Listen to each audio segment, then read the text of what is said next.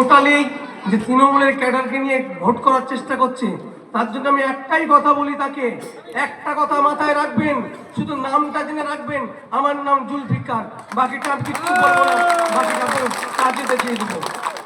আর একটা কথা বলি, এখানকার যে অ্যান্টি সোশ্যাল দিয়ে যে চেষ্টাটা করা হচ্ছে, আমাদের আজকে একটা কর্মীকে ফ্ল্যাগ টাঙাচ্ছিল বলে তাকে একটা মারধর করা হয়েছে। তাদের উদ্দেশ্য বলে যে এখানকার যে অ্যান্টি সোশ্যাল আছে, মস্তান আছে, মস্তান যে কত আছে, এখনো টাইম আছে, এখনো শুধরে যাও, তাহলে ভোটের পর দেখা হবে।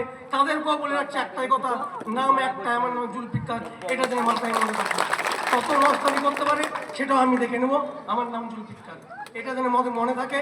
আর সাধারণ গরিব মানুষের যে প্রতিটা পঞ্চায়েতের যে যাদের পাওনা সরকারের তরফ থেকে, যে কোনো যে চাই আসুন এখানে, একটা জিনিসও মা বোনেরা কোনো কিচ্ছু পায় না ঘরে, প্রত্যেকটা তোলাবাজি করে নিয়ে চলে যাচ্ছে এখান থেকে।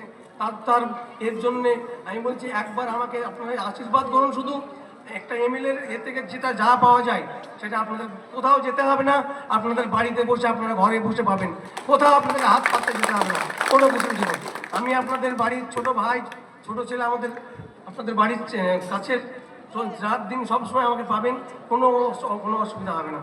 আর একটা কথা বলি, আজকে আমার কাছে এই গোটা রায়নগর বিধানসভার মিড ডে মিলে যারা রান্না করে, অত্যন্ত মায়েরা কষ্ট করে যে মিড ডে মিলে রান্না করে, 500 জন মহিলা কর্মী তারা আমার কাছে গিয়েছিল আজকে।